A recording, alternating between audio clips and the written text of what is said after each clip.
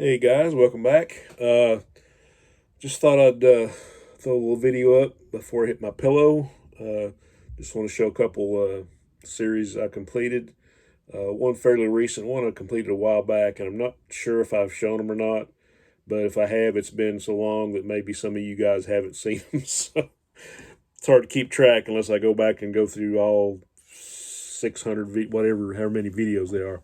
Anyway, it's just a short run series from 1973. I was always a big fan of the Marvel horror reprints from the 70s.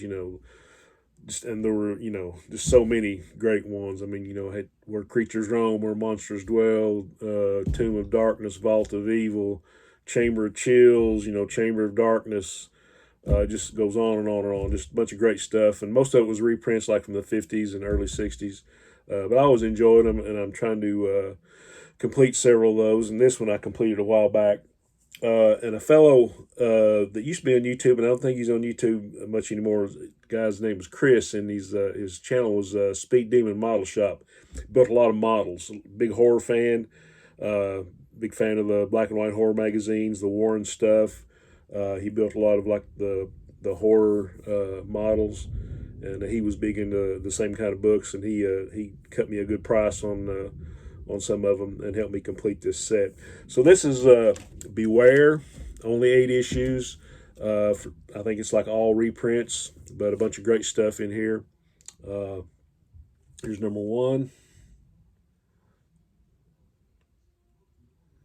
And that's a cover by Bill Everett. Sorry about the glare, but these is how he sent them to me when he sold them to me. They're all in Mylar, so we got a lot of great stuff like from Menace and Astonishing and Spellbound. A lot of the early Atlas books, from the 50s. They had a lot of the horror stuff. Got some early work by John Romita and Jack Abel, Jack Kirby, Dick Ayers, Joe Sennett. So pretty fun stuff. There's number 1. And usually these had like 3 or 4 stories in them, so lots of good reading. Here's number 2. More of the same. John Romita on the cover. You got a lot of great art in this one. Mike Sikowski and Gene Colan. People like that. And number 3.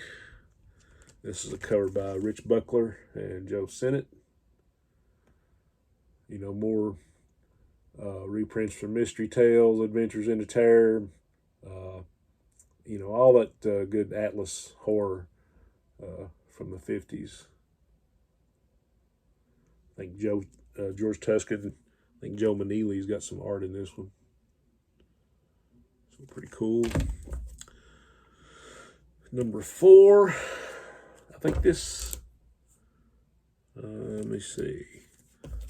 What's going on? I know one of these is like my original copy. I think this is my original. Usually what happens when I first started collecting when I was a kid, I would like pick up an issue of a comic, and where you didn't have a whole lot of comics and you didn't have a whole lot of money to spend on comics, you read your comics over and over. But usually that first one you got of that title, that made you want to collect that series, or made you want to, collect something similar, You guys know what I'm talking about. So this is number 4. This is my original copy, actually in pretty decent shape because I wore my books out. So this is looks like a Gil Kane cover, if I'm not mistaken. And here's an upgraded copy.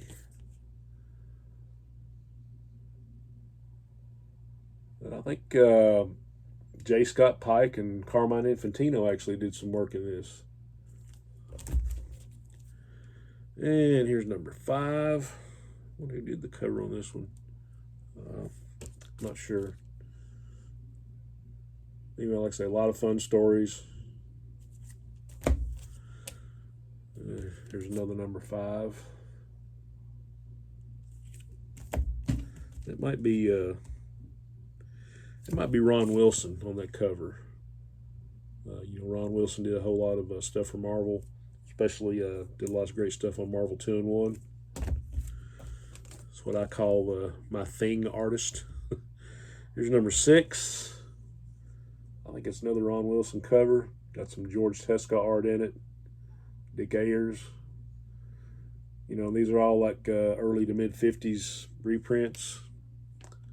So pretty cool stuff. There's another copy of that.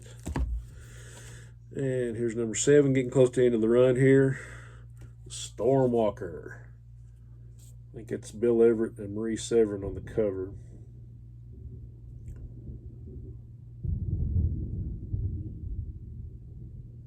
So pretty cool stuff. And last but not least, number 8. You can't have a series without having the giant hand, right?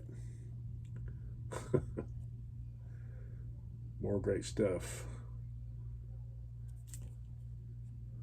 I think the name of that story is called The Helping Hand. Anyway, guys, there you go. There's Beware 1 through 8. Fun little series.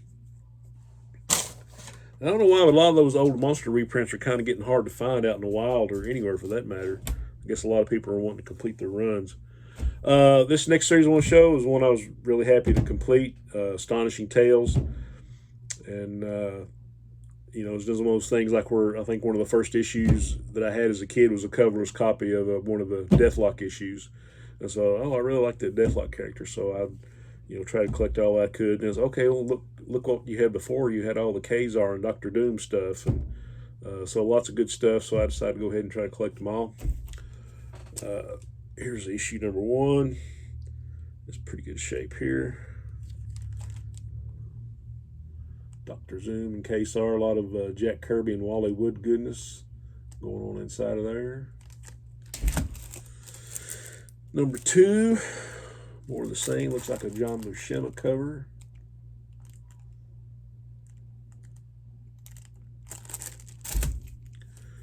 Number 3,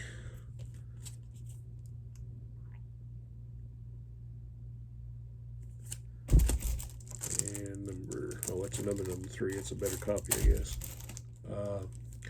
Number 4, I think around issue 4 or 5, Barry Windsor Smith started doing the art in some of these. Just really good reads, and I kind of like the double feature thing going on. So pretty cool. And here's number 5. I'm pretty sure this has got Barry Windsor Smith in it.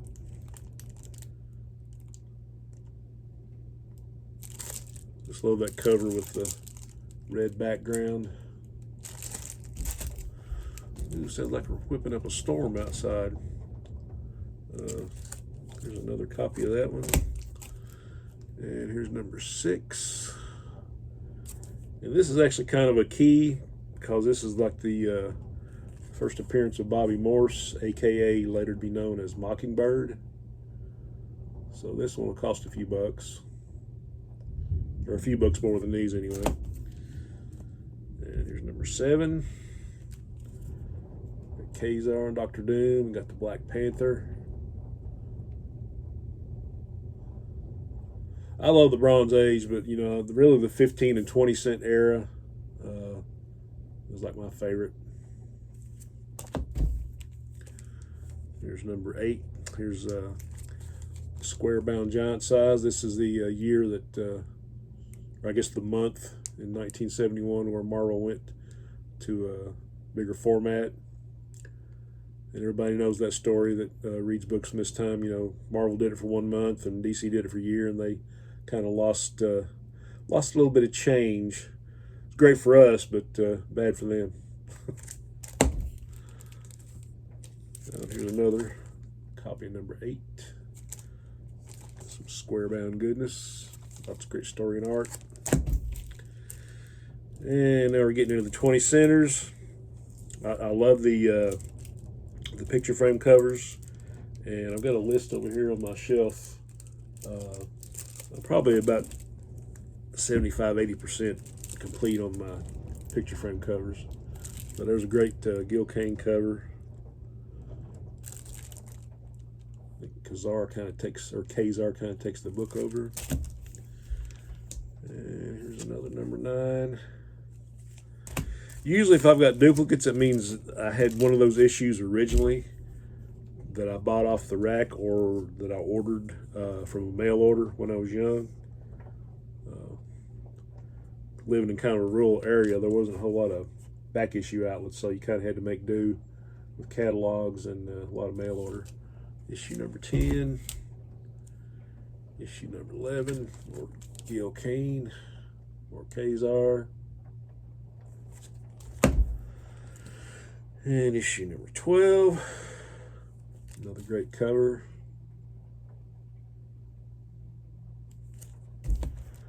And this is one of my favorites.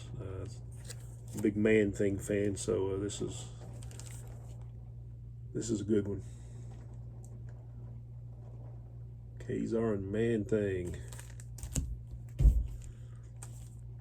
And number 14, more of Gil Kane. He really did know how to draw some dinosaurs and monsters, didn't he? Along with everything else. And there's another number 14. For some reason, another number 14. No, this is a good one. They Stalk the Concrete Jungle. Number 15. It's really, really nice cover.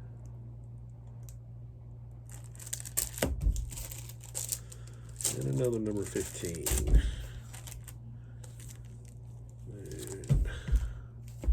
I think this is probably one of my childhood copies because it's folded and like there might be some water damage. Here's number 16. I don't know if you can see that or not, but yeah, there's some creases there. So I know this one was probably got back in the early 70s.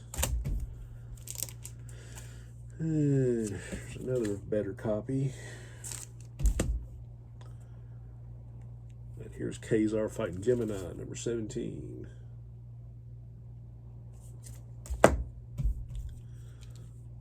Just a lot of great art and story here. You know, this is the stuff that, I don't know, when you're 11 or 12 years old, you know, 8, 10, 10, 11, 12 years old, I mean, this is kind of stuff that grabbed your eye. Made you want to go climb a tree or jump off a building or, you know, wear a blanket on your back as a cape. Here's number 19. It's from the Super Soldier. Doesn't look like any Super Soldier I know. And here's number 20.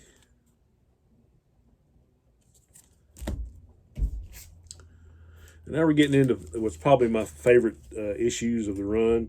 I love the Kazar stuff. I love the Dr. Doom stuff. I love the Deathlock stuff that came later on. But I read and reread and reread and reread these stories when I was a kid. And so these, I can't remember which one it was, and this runs 21 through 24, but featuring It, Living Colossus.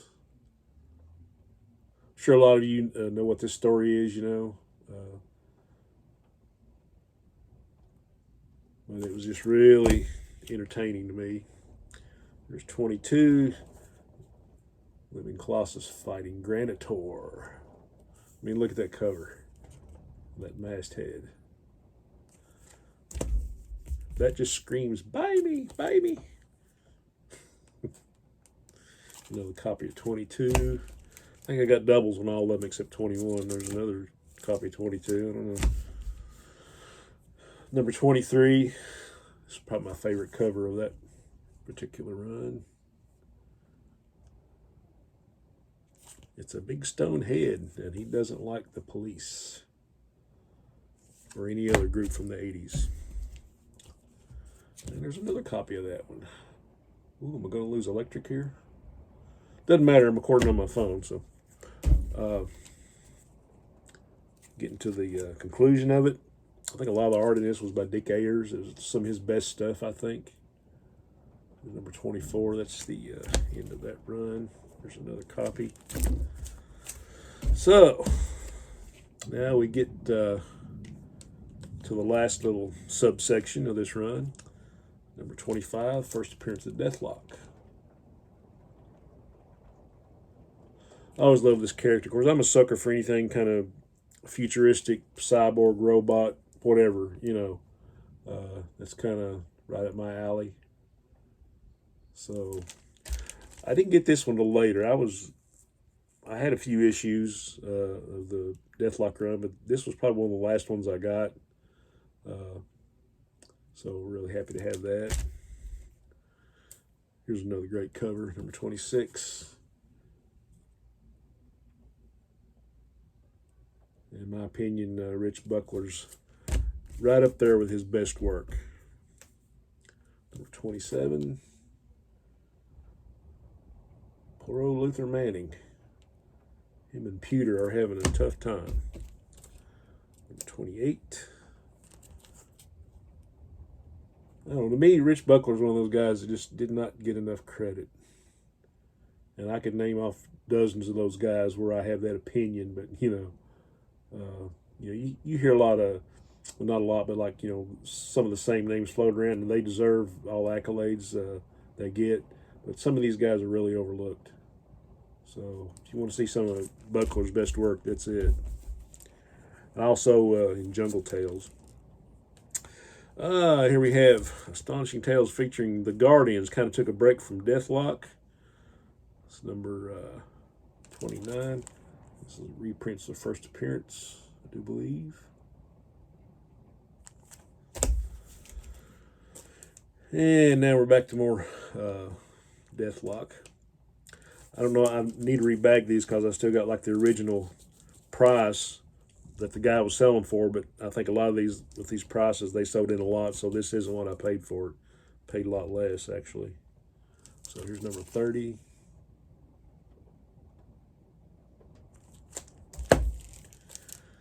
Number 31, there's a great cover.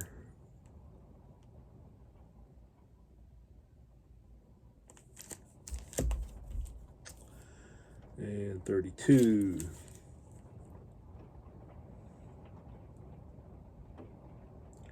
I wonder what would happen if Deathlock teamed up with the Terminator and RoboCop. That's an idea, huh?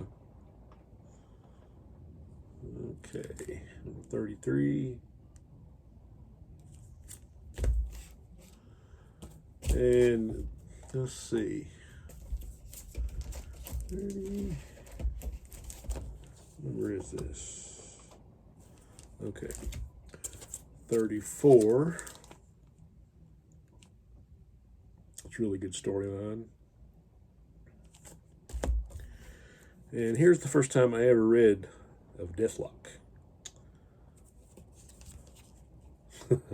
Number 35. Here's my childhood copy. I read it till the cover came off. But I did get an upgrade, so I was really glad because I really like this cover. Number 35.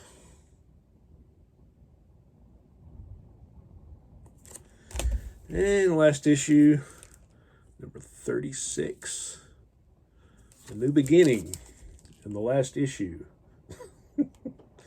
What happened? I can't remember the next time he showed up, so I couldn't tell you. I'm sure somebody will tell me.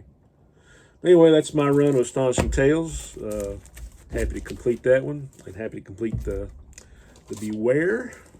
So, hope you guys have enjoyed this as much as I have. And hopefully I'll be back soon with another video, maybe featuring another completed run or two. So we'll see what happens. Anyway, I hope everybody's had a great start to the week. I appreciate anybody that comes by my channel and takes time out to watch this old guy show his funny books. I appreciate each and every view, each and every comment, and you could be doing anything else, but you're here. So I thank you from the bottom of my heart, and have a great rest of the week. Onward and upward.